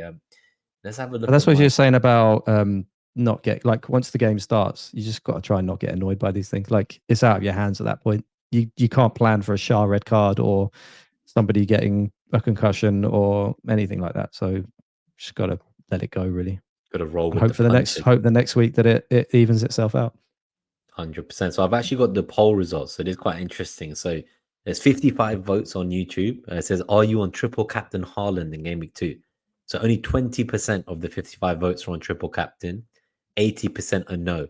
When I did it with Simon on Expected Grass, our new podcast, which is obviously 2 episodes in now, yesterday, I think it was more like 30% was yes. So it does seem as the sample sizes grow, less people are doing it. And I think we'll see some polls on X over the week and once presses are done as we get closer to deadline. On that note, just not FPL related, but I'm so fuming that they've let Gundogan go for free from Barcelona, ex-club captain coming in as a rotation option. I'm sickened. Yeah, It's like they're so good, and then I just see Gundogan coming back, and I'm like, "Oh, this is not serious. They're taking the piss." yeah. It's just adding to the pet roulette again. Yeah, I think he will be more of a rotation option. I think he left because he wanted more guaranteed minutes. So I assume coming back this time, like he must have a bit more of an acceptance, you would think, of playing a different role. I think he's like 34 years old. So I don't think Yeah, he's he's. coming in thinking he's going to be like playing every game. But Mhm. damn, ex club captain coming in to help get your fifth Premier League in a row. I'm getting worried, mate. So I am also on the wrong captain, as you can see. So yeah, I would be Haaland captain. For me, my biggest dilemma, I guess, talking about the kind of what locked in FPL is about, the ethos is we spend 40, 50 minutes just getting to know the guys, having fun, casual chat, enjoy whatever's relevant that week in our minds about FPL. Hmm. But then the next thing is by the end of the episode, the idea is we're locked in. So you're kind of locked in, I think, if we go back to that. So you're kind of Depends locked how in. how much Rico Lewis hype I read during the week, how much I speak to Flapjack, I guess. Yeah, it's like the more you see Rico Lewis screenshots, the more chance that he comes in You know and it'll build during the week. By Friday, he'll be essential in everyone's mind. So it's going to yeah, be crazy. Like I'm going to be seeing people selling Lewis Hall because they're like making narratives about how now he's been dropped in the presser. yeah. If Newcastle sign a centre back, oh man, the hype there. Thank God Share is banned for a bit. At least that kind of nails Hall at least. It does get rid of the whole burn problem, but there is still the Livramento left back, Trippier right back. But I mean, listening to Newcastle fans, it doesn't sound like that's going to happen. I just don't think it helped that Hall didn't have a great game last weekend. Is if that didn't happen, I don't think there would even be a conversation about it. So probably just overthinking again. Trying to see what else. So yeah, for me, Poro. That's my I guess from where I am locked in wise. I generally make moves on the day of deadline. I always try to wait unless I'm like going to be priced out. And equally, I Hmm. don't really have any moves I want to make. And I don't know about Poro. Like if he's fit, I want him, right? Like that's kind of Especially the that reality. fixture. Yeah, it just feels like that's the best fixture in the next three. And And the maybe then positions he was picking up. I mean, how often do you see a fullback scoring a headed goal from like the middle of the box? Like the positions he gets in are just insane for a 5.5 million it pound defender. reminded me I of guess. Kai, like the way like Saka delivered the ball into the box and Kai ran in and Mm, scored. It was yeah, this it was very similar similar. Yeah, defender. but I guess Porro's never going to keep a clean sheet, so you've got to kind of compare him to a 5.5 mid. You Do you say think that's worth never, it? and you know what? People will tell you you're just a hater, but it is truly never. I think I saw some data about this now that you mention it about like the last number of games. Like it goes Yeah. back like 30 games, and they've had like maybe handful of clean sheets, and they were basically all against promoted teams. And as we saw against Hmm. Leicester, even against promoted teams, that's not guaranteed. So definitely, Yeah. I love Poro, but yeah, I'm not expecting no clean sheet. I think I knew that going into the season. Hmm. But I mean, he's just so attacking that. I mean, you think he's only £1 million more than a 4.5 defender? Like the extra million is probably worth it. Though I didn't go that route, but So I had him instead of Guardiola, I suppose. So I kind of really need this fixture because like it would have been better to get two fixtures from Guardiola than one from Poro. Even though he scored is fantastic. Yeah, he's definitely like. What do you say about people who say it's crazy to pick your team in Game Week 1 based on preseason? And obviously, Poro scored a couple goals in preseason as well. that's partly why he was here, but I wouldn't say that's why. I'm actually upset he scored in preseason because he Yeah. was getting in those positions last year and he wasn't getting the returns. But underlying statistics wise, and from what I could see, it just was such an exciting pick. And like, Yeah, he's the one I him, really wanted, that going for a cheap defense. I was really upset that I couldn't get him. I think preseason is good for looking at like structures, formations, minutes, all that sort of stuff. I think it's useful. Like I said, you've just got to use all the information you've got, and part of the information we have is preseason. So it'd be silly to ignore it and just say it's not worth anything. It probably doesn't hold as how well. quickly do you weigh Obviously, it out? So, like, I let's was say going to now we've say, got 1 week of obviously, data. Like, do you compare like now? Because do you then use preseason plus the 1 week of data and then give them different weightings? So, like, maybe you give 90% to preseason, 10% to game week one, then 20% when you get to game week two, 80% to preseason, or do you shift preseason out and then add 38 weeks from last season? So, do you actually start doing like 80% strength to last season's data for all 38 weeks, 20% to 2 weeks of data this season? Like, is that something you do? Because Mariner and Gabe, like when they used to run obviously the FDRs and the next G models, like there was always this stuff about we needed to get to like 6 home games and 6 away games for each team before you really felt you could analyze home and away for defenses and attacks in the metrics that yeah, obviously were unfortunately, you there. need a big sample size, because you could just be unlucky and play Man City, Liverpool, and Arsenal away in your first 3 home games, and your stats are just going to look rubbish. Just how it is. So you do need a good range of data. But there's a good example in your team. Nkunku played like back-to-back 90 minutes in preseason multiple times, and then it comes to the first Premier League game and he makes 58 minutes and gets taken off. And he So starts at a position he didn't even play in the preseason, right? yeah. Left wing. So what do you weigh highly? Do you weigh more highly the first Premier League game where he was on the left wing and got taken off after 58 minutes, or pre-season when he was in a different position playing 90 minutes for multiple back-to-back games? Probably, like I said, the Premier League, that's when stuff gets real. So that obviously has a much higher weighting, I guess. But do you just throw away that preseason stuff? I don't know. I don't know what your thoughts on Kunku moving forward are after that. It's Yeah, because one game I was sample heavy on size him. of one game. I was A heavy lot of on people him. were. I still think he was the best 6.5 million if the season kind of goes on, right? So in my mind, I was convinced. I was convinced by him. I still am. I think I'm blinded by a few years ago at Leipzig in the Champions League fantasy. And he was like a captaincy option on the days he played, and he was serious. He was like returning points every game, just unreal.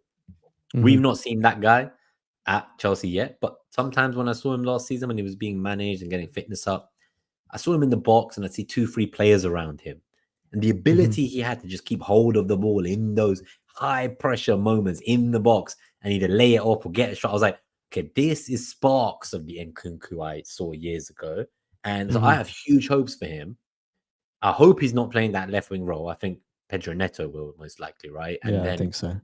going And then forwards João as well, Felix like, is coming in. Where's João Felix going oh yeah, to where's slot in? Chelsea? Like, It's crazy. So he's a wait and see for me, but for me, I think it would be after game week 3. So I will give him the next two. I'll give him this Wolves yeah. away and Crystal I mean, Palace look at home. those fixtures. You can't be selling him. Like, obviously, if he comes off after 45 minutes in the next game or doesn't start, then you can start thinking Then about I it. But start getting worried. yeah. Yeah. But Then you've I got to start give him, getting like you worried. say, next 2 games at least. I Gordon is think. quicker on my cut list. So at the moment, because Gordon costs more, I know it's results Really, you based want to cut thinking. him? Not now, but like I would say, like when we get to here, the 2 away games, Wolves, Fulham, and then Man City, and then Everton away, 4 away games, so 3 away games in 4. I know it's a Yeah. bit like not really like a stat that I want to put too much weight into, but Newcastle were not as good away from home pretty much all of last season compared to home. So for me, I look at that. The home game is Man City. There's 3 away games. Yeah, I If mean, I that's can the get part them, when I'm getting rid of Jacob Murphy, for example, and then mm, possibly Lewis Hall as well. Although he might be Rico Lewis by then anyway. So yeah, I'm going no, to I get this think so. Rico My Lewis big propaganda change. out. So I might join you then. If I did hear that Pedro Porro wasn't, going to be back for some time, a couple of game weeks at least. So, if I knew that he was out of Everton, I might just get Yeah, rid. have we heard anything about Porro? I don't feel like I've heard anything. No, so some people say it was the ankle. We got to wait for a scan, and they say Ange is a lot kind of more honest in the presses than some managers, like I guess Howe and Arteta and others, who will just outright not answer or lie. But so you would assume we get definitive info from Ange. Yeah, it's just funny that we've not heard anything yet. Normally, normally people are all over this sort of stuff when it's a popular FPL pick, so it's quite surprising. Yeah, you see photos of them getting a scan. Yeah, all sorts of stuff. So So, it's tough. I think with surprising. him though, like I thought it was a dead leg more than an ankle. Like there was some people showing like videos of him stamping his foot aggressively into the Yeah. ground, like a bit of a dead leg. And then there was a video of him after the game as well, like just casually standing around chatting to people. So my view was like, if you're injured, like would you not go down the tunnel if it was that bad? Some saying he was there because he wanted to like support the team and help push them over the line for the winner. But I don't know. Yeah. I don't know what to think of that. It's a weird one.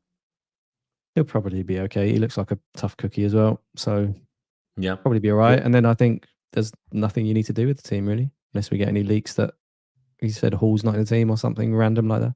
So what would you do if Porro definitely didn't play, and then like Answer to Consa was, I guess, Lewis. the sub, right? So would I? So you no, I think would I sell Porro for Lewis? Is that the Actually, plan? I You would say sell Porro Consa because to if you Lewis. look at because Porro after this week, I think his fixtures get pretty bad. Just click on him. I The think next two are terrible, yeah. But yeah, after that, after though, this, again, yeah, Newcastle and Arsenal. Like, if he's going to be out for the Everton game, do you even want him for those other two? So maybe I don't know. I'd possibly consider selling him. I think because you've got Concert at home to Arsenal, it's not an easy. It's not an because easy he just was for play the fixtures Concert. after, right? Yeah, So for yeah, me, yeah. Consa was only picked for these two fixtures in 3 and 4, where Porro was going to be benched anyway. So for me, Mhm. it's like if I'm not going to get Porro in the fixture that like I wanted to keep him and I was going to bench Porro for 2 weeks and then start him again once the fixtures got good. I wanted to keep him like most of the season. I think 5.5. I think he's going to be in the Yeah. top 3 most attacking contributions of any defender this season. So I think Trent, him, and Ben White, I think they're going to be up there. So yeah, I don't know, man. I got to wait for some legit Porro news. Do you know what day they play? Do they play on the Uh, Saturday or the Sunday? That could well, shake if my. you scroll down, it'll show you on there's fixtures on this page as well. Oh, There you go, nice. another These things I just thing didn't that even. Oh, people the FDR. the FDR, and then if you go down again, Amazing. fixtures. So yeah, Spurs play on the Saturday, 3 o'clock. 3 o'clock. Okay. They might. Oh, but it's home. I think if it was away and I could like get someone like Tommy Gunn, who was in the chat earlier, like I remember he went there to Bournemouth when Arsenal played away and he had a video still went viral on X of the players coming off the bus and which players didn't come off. I think it was Saka. So good. I'm sure we'll hear something. Like I said, he's a popular pick, so people will be interested. For sure. I think what we'll do is because we are both pretty locked in, I think, with our plans. It sounds like we both would buy a defender at most. Yours isn't even enforced. Yours is just if you heard Hall doesn't play, you might just I do it just for want the Rico fun. Lewis. I Yeah, just got Rico Lewis FOMO. Remember, I said right at the beginning I give in to FOMO all the time, so I'll probably have him in my team. I love it. Let's so we're full 1 hour 12. I know we've gone a lot longer than we said we would, but it's just so much fun speaking to you, Peter. We'll take some questions for 10 minutes and then we'll get out of here. Before that Q&A, though, I just want to quickly give a couple of shout outs. 1 second, I'm just putting the timestamps in. Cool. So thank you to everyone who's a member. They're still called haulers, but I've been speaking to a few people. Greenback Golfer, who's coming on next week, is a massive Aston Villa fan. He's been one of the super haulers since the beginning, longest time. And he's going to come on and talk about Aston Villa. He's a massive Villa fan. Came on last preseason with Robert Ducky, and we roasted loads of teams. So looking forward to him coming. He said maybe key holders and master key holders because it's locked in FPL. So let me know what you think in the chat. Should we rename the memberships from haulers from the net that haul days to key holders and master key holders instead of super haulers and haulers? I think that's quite nice. I like his idea. Sounds nice. So that's quite cool. Sounds But nice, yes, it's nice, right? Greenback Golf, Gary Horwood, David Harrison. Thank you so much for your membership and your support.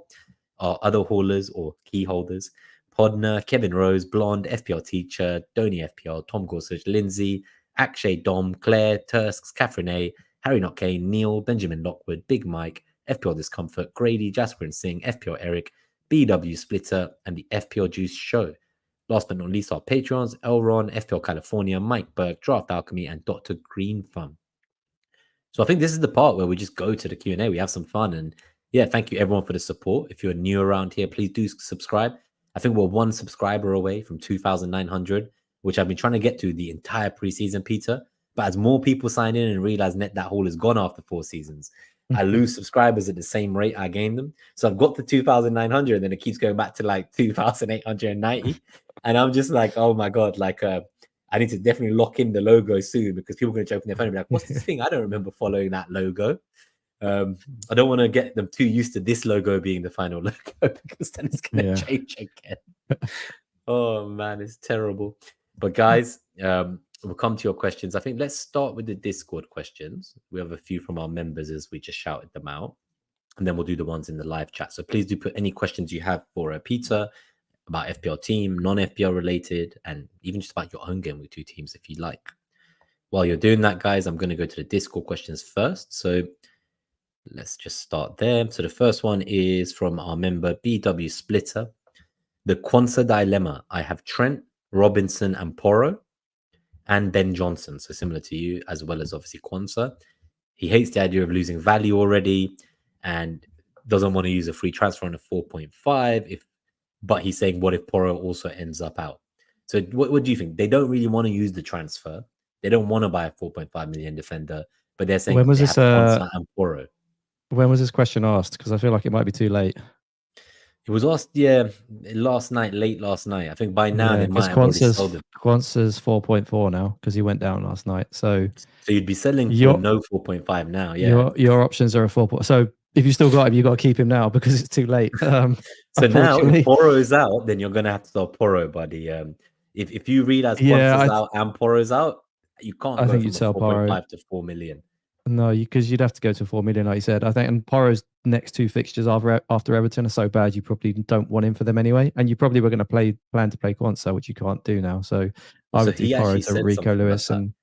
So he said he would wait, but then he says it will suck the wait, lose the money, and then still have to transfer him. Lol. So I think he's willing to wait for the info. So Mazarawi's been spoken about a lot, and Dunk. Any questions on them from Catherine A? Any thoughts, on them from Catherine A? Mazarawi got bonus, right? And the question is, will he be playing a similar role for United in future games to be hoovering up bonus every time, or is it just kind of possibly? But the problem is United and Brighton's fixtures just aren't great at the moment. I don't think I would want either of them, not yet anyway. Like Brighton defenders, I think will be very popular in week 4 because they got Ipswich and Forest at home. But you don't want a Brighton player now. They got United and Arsenal. Like you don't want a defender for them. United, Brighton, Liverpool. Again, you want one of them probably in game week 4 when they play Southampton, Crystal Palace. So I wouldn't want either of them at the moment, to be honest. I'm not. So I don't know. We've seen one game of Mazarawi. Like we just don't know. We don't know if he's going to. Yeah, it's too early to say. We don't know what the plan is. He's the most important player, though, right? So he's the most signed player, I think, of the entire game. Yeah, because he plays for Man United and he got. There's a lot of Man United fans who play FPL, right? Man United players go up quick because there's a lot of Man United fans. But I'm not infused. I would buy Rico Lewis, but. Fair. So yeah, Mazarawi's here. 336k transfers in. Havertz 200,000. Oh, the most sold players. I mean, if you have to play them in the next 2 games, probably Mazarawi, but I don't like it at all. I think he can seize in both games. So later. He's good for 4 and 5, but again, you don't really want to start him after that either, personally. But it's the same as Mazarawi as well. They've got awful games in game week 2 and 3 from a defensive point of view. So I wouldn't get either. If you have to get one, Lewis Dunk, I guess, maybe. But not based on anything. Yep. So one other thing is there's a question about data and algorithms. So it says, like, look what is in the algorithm. Say someone like Hub uses, or you use your own algorithm for predicted points. Like, what is in those that explains the difference in Cash looking like the best Villa defensive asset, but well, no one believes it. So why is it the models think Cash is the best asset, but then like no one in real life agrees that Matty Cash is the best asset? Is it simply minutes? Or his underlying stats weighted more heavily in the algo than in experts' minds? Probably that, and it's probably a hangover from the beginning of last season. I don't remember if he was scoring quite a lot of goals, getting a lot of XG, and he was like, because everybody was on Matty Cash at the beginning of last season. He scored like a brace, and his stats are really good. It's probably like, so talking about what goes into algorithms, it's a combination of different things. So a lot of it is previous statistical data from the last 2, 3, 4 seasons, depending on how far the algorithm wants to go back. And then you weight last season higher than 2 seasons ago, which is weighted higher than 3 seasons ago, for example, layered over with like betting odds and and all sorts of stuff. Essentially, the model or the algorithm can take in whatever inputs it wants, and then obviously you layer your expected minutes over the top of that, and then you get a number that says this is how many points they're expected. So there'll just be something in Cash's data mixed with his expected minutes that says he's expected to do well. But why real people probably don't think it's a good place to go is because I think a lot of Villa fans think he's their weakest position in the team right now, and there's potential of him being replaced. I mean, even the right back, I'm not going to try and pronounce his name, Nedjkovic or something. 4.0, by the way, looks decent. So I think there's just a bit too much threat to Cash, and I think he went off.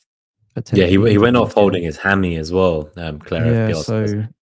so I assume if there's updates from the press conferences, obviously that's going to drop Cash's expected minutes if he's carrying something, which will probably drop him down a bit more. But yeah, it's weird. Sometimes the stats will just bring up some players that you've never thought out about. But that's why sometimes it's good to look Mavididi at was these there. things. So like Yeah, Simon and was then saying he didn't even start. yesterday, he was saying he was forced excluding him, for example, because he kept appearing in solves. And that's the problem. Like that's what I say. There is still a human element. I think Triggerlick said it earlier that the models can't know everything. So if you bring your own expected minutes in and exclude players or adjust minutes, you can try and get advantages that way. Models aren't perfect. Yeah, well, there you go. Literally the exact words that are on screen. They aren't perfect. They can never be perfect, and they do have weaknesses. And yeah. So how about this question from Trigger then? So moving on from the kind of the models not being perfect, he says, how will they cope with the need to maintain team value? Is there any thoughts you have on that from like the data input point of view that you put in, or if you don't want to answer this one, I can. Yeah, well, this is something. So this is the sort of thing that FPL Review does, which is what I don't do. So remember what I was talking about? I like to give all the information, and then you can plan your own solves, as it were. So you can plan your own team weeks in advance, and that's what I enjoy. Whereas FPL Review is more taking this sort of stuff into account. So it'll take into account things like the value of a free transfer and making transfers now compared to making them in weeks in advance and stuff like that. And that's probably something like this would probably be a part of Review's model. So I probably wouldn't be able to answer how they would do that or what they would take into account for that. Yeah, so I think for me, my understanding is, as you say, like what you value the actual transfer as. So it's kind of like if I'm going to make a transfer, it's valued as 4 points, let's say, if that's the value I want to use, but people use a lower number, I think. And I just say 4 points because of the 4-point hit, but I think people value it a bit less. I guess the best way to get is other formats. So like say like Sky, because you have limited transfers or Telegraph, you only get 40 or 50 a season. When you use them, they're gone and there is no bench. So if you get to the end of the season and your team's all injured, you just won't have 11 players every week because you just can't make any more transfers. So like in those games, the value of a transfer, we always used to say like, I need my transfer to get me like 20 points, like 10 point, and then captain them as well for the game day that they were the only player playing that I have. So it's like you would only really make those moves if sometimes we called them 2-for-1s, 3-for-1s. Like let's say on Saturday, Son plays and then Arsenal play 3 times before he plays again. So I might do like Son to Saka, Captain Saka on all the days Arsenal play. You know, that's a lot of extra fixtures I'm gaining with that move. So those extra points, I'm gaining 10, 20 points. That's what I'm targeting. In FPL, it's harder to measure because you can keep taking hits and there are a lot more chips compared to those other games. So I think in each game, in every format, there is some kind of maybe more optimal route to consistently get results, as you were saying. But it is also quite fun trying to make that decision yourself, I find. And it's the same. A lot of people on review, people think they're blindly following a model. They're not. Like a lot of them are just putting in their own inputs. The difference with your planning tool is I can do it in a more visual way than necessarily having to be the data as the front and center of it.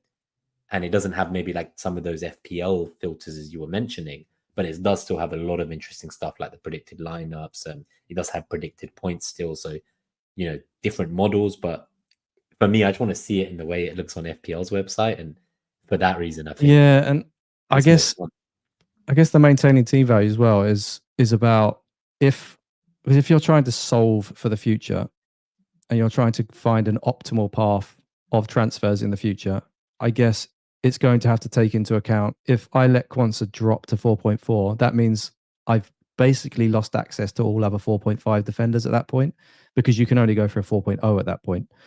So I guess it has to weigh up the cost, like you said, of a free transfer compared with not being able to get player X in 3 weeks because a player's dropped in team value.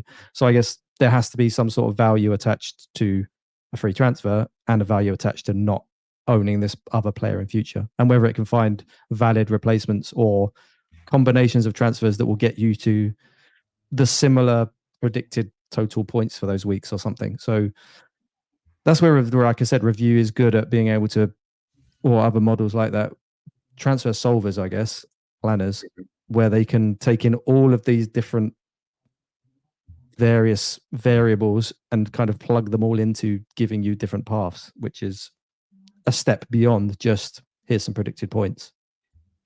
Definitely. So just in the interest of respecting your time, and I know we're definitely over, so we'll make sure we're out for about 1 hour, 35 minutes. These are going to be quick fire now. I think there's so much we could have talked about that we didn't, that I'm sure the fans will be begging for you to come back. So if you did enjoy it today, please help the channel by sharing the good word online afterwards and letting people know about Peter's appearance and his tools as well, of course.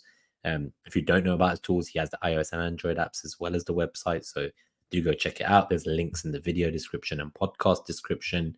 So please do that. But we're going to go quick fire now. Quick thank you to Tiggy Taylor for gifting 5 memberships to the channel. That's amazing. Let's take your question quick. So how does the EO work when going for captain? If I have Salah and KDB game week 2, risk reward if I captain KDB. So for me, these are just pure numbers.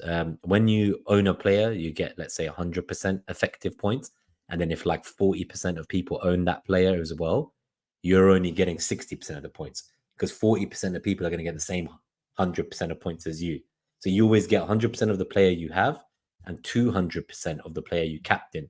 That's why you can see EOs above 100%.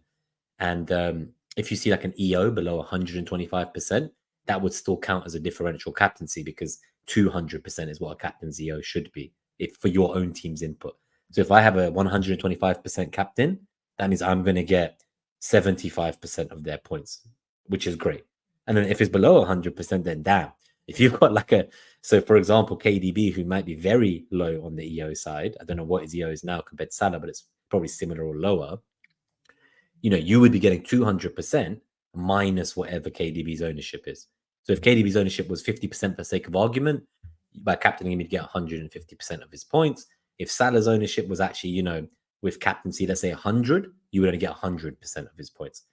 So the risk reward only really comes into it in that sense, that you've also got to remember that it's the difference in points between the two if you own both of them. Some people will say like, oh yeah, I captained this player, they got 20, and the other player got 40. And they're like, I've missed out on 40 points, but they haven't. They've missed out on the gap between their base scores because you've only missed out on the gap, right? You've still, even if you move the captain, you still had the points from the other guy. So you got to remove the double captain points from what you have to the guy you have. So I think it's never as brutal a swing as it seems is all I'm trying to say. And for risk reward this early, I'll go for the player you're confident of. That fixture for KDB is incredible. And if you're sure he starts, I think that's fine. I know you would probably do more of an aggressive move like that than me, Peter. Something like that, I don't think I would mess around with something like that. Like, I think KDB is going to be so low owned that even if he goes big, you're going to benefit massively from it anyway. So I feel like the risk reward on that one is just like not worth it. You're going to be happy if KDB does well anyway, and the potential to get destroyed by Haaland is so high that I'd probably. But this is Salah, right? So there's Salah and KDB. So for me, like Salah and KDB. Yeah. So this is a bit different. Okay. It's just if you want to be in that City game. Yeah, if you want to be in the City game and this is your way in, it's like you've already picked KDB in game week 1, I'm assuming. Like with this fixture in mind, I would stick to the plan. I don't know what you think, but yeah, I think I would just stick with Salah. He's proven. He's fair. He's at home. I think KDB, we're not sure the minutes, right? I know. I still feel like it's a bit of a risk. He's a sort of game Ipswich at home where he could just be given a rest. Like, I probably wouldn't risk. Like I said, if KDB does well, you'll probably do fine anyway. So quick ones will go. So Nehar asks about Toronto chapter lead. Yeah, so there's a few guys, I think Canuck, and there's a few people from Canada as well that have been doing the meets in Toronto. Well, you were obviously back in New York, as you say, doing the meets there. So there's like 60, 70 people, Pete, who like manage like the FPL meets like voluntarily all over the world in different cities. So it's not just London. Like obviously I mentioned if you're around London, 19th October, come along, guys, but they're all over the world. There's been ones in Kazakhstan, Iran, India, West Coast, US, East Coast, genuinely everywhere. Like you'd be baffled if you It's a saw. global game. When I was looking at my analytics on like Google Analytics for the website for the last week, and it was almost impossible to find a country that hadn't visited the website. I'm talking like Tajikistan, I can't Places remember what you the don't country's even called. normally think Like of, right? Yeah. Uzbekistan and China and Russia and Canada, North America, Chad, Mali, Argentina, like literally like it was impossible to find countries that hadn't visited the website. It was insane. So it's a completely truly global game now, which is really fun. And it's nice that kind of coming out of those lockdowns, we did start to get to go and see each other, watch the games together. It's great fun. If you've never been, I recommend, even if it's just 2, 3 of you as FPL managers in somewhere in your local town, go and watch it. Because that's how it started, right? It was just like 5, 6, 7 friends watching games, and people online saw it and they were like, oh, I'm in this city too. Like, I want to watch games too. And it just got bigger. It doesn't have to be massive.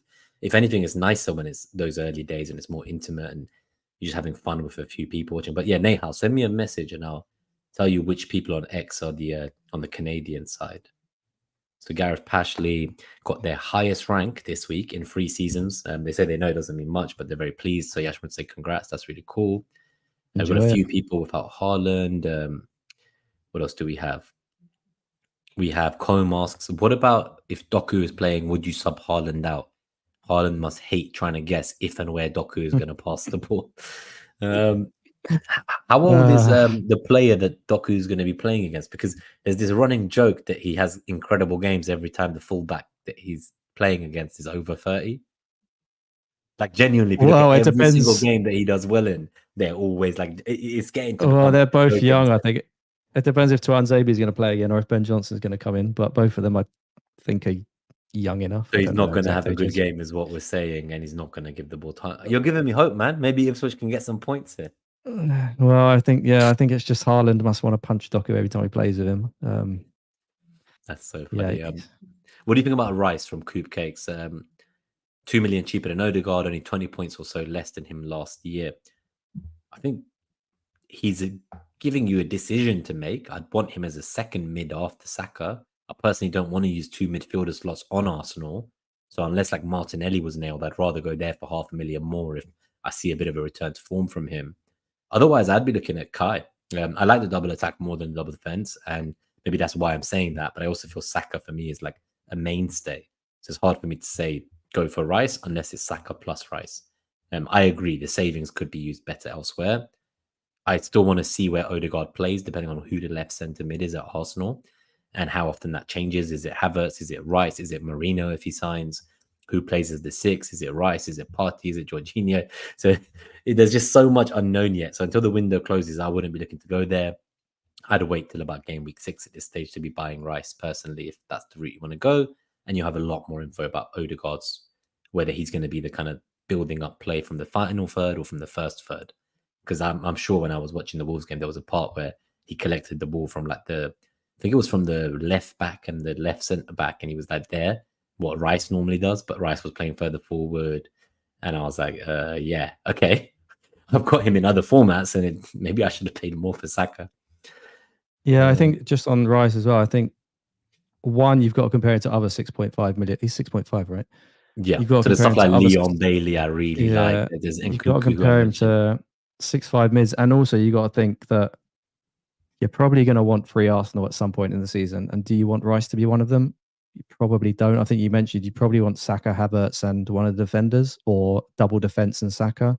I think using Rice as one of your Arsenal spots feels like a bit of a waste, to be honest. It's Not like for buying me. If it Rodri was for Man 5 City. million, if it was 5.5 million, I'd said I think FPL Fella when he came on the show, he said he'd have got him for sure, but he's not. So Jack M, does Anderson going to Fulham benefit us? I have Robinson. I think so. I think they're also signing a CDM. So Colin Boogler says Jack, it may do in the next few game weeks, but once the fixtures get harder, maybe you should sell one or both. Okay. So I think Colin is obviously our resident Fulham fan. FPL Maggot says sell Son for Foden. What did you think of Son? Did you think much of this role on the left wing? anonymous, I thought. Yeah. Yeah, it didn't look good at all. I think I've got Solanke already, but I do think Solanke's probably going to be a better FPL asset, and for the difference in price, I think. But the problem is with Foden. Do we definitely know he's going to start this weekend?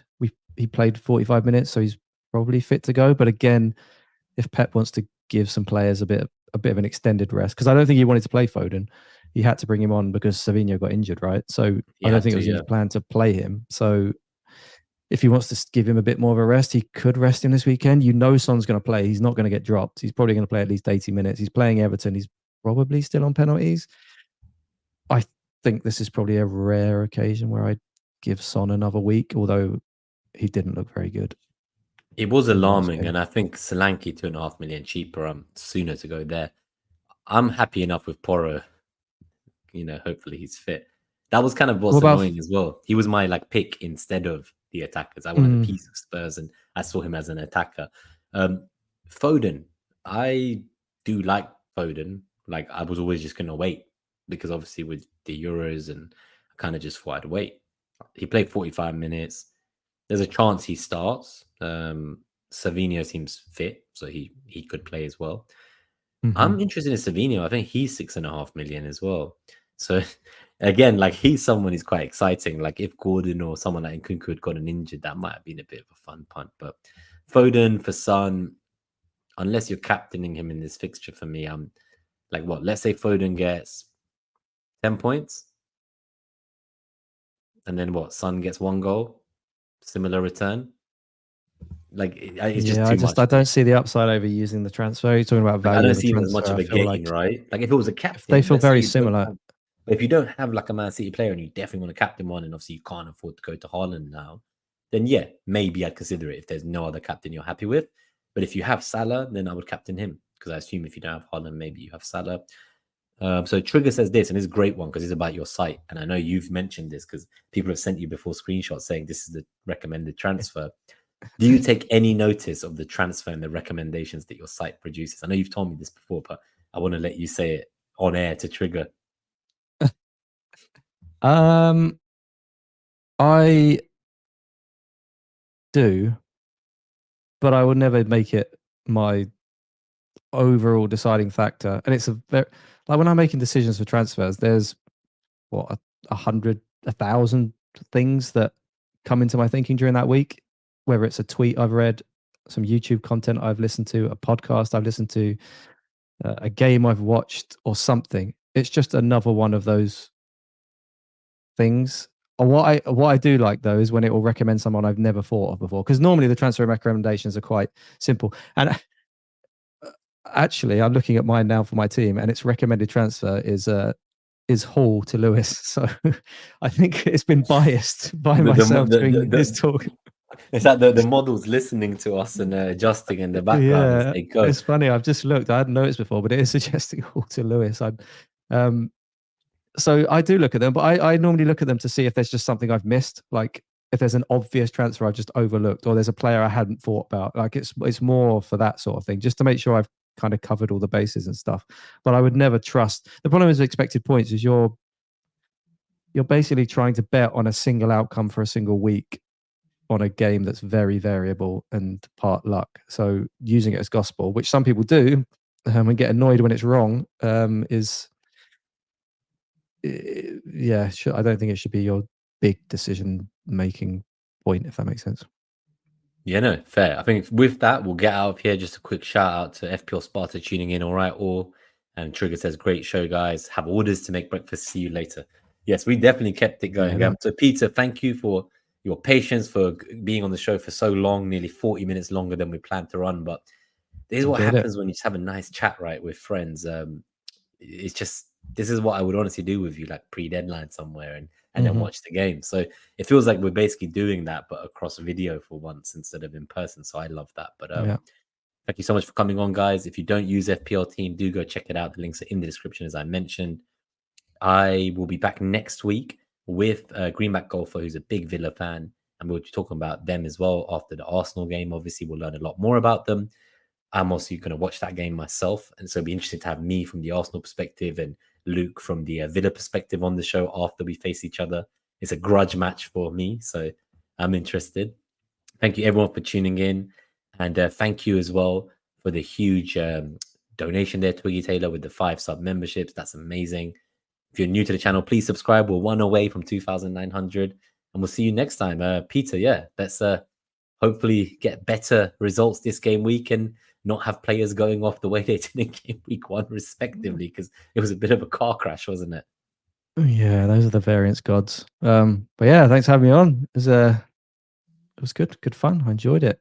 Flown by as well. It felt like 10 minutes. So yeah, if anyone's got any questions, just reach out on Twitter. Although I don't post very much, I'm always looking on there, so I will respond to DMs and stuff. Don't worry about that. And yeah, it's been a pleasure. Thank you. Amazing. We'll see you very soon, I'm sure. But until now, on to game week 2. We're not locked in yet, but it sounds like we're both tempted by Rico Lewis, and that's the too long don't read of the episode. Peace out. See you all next time.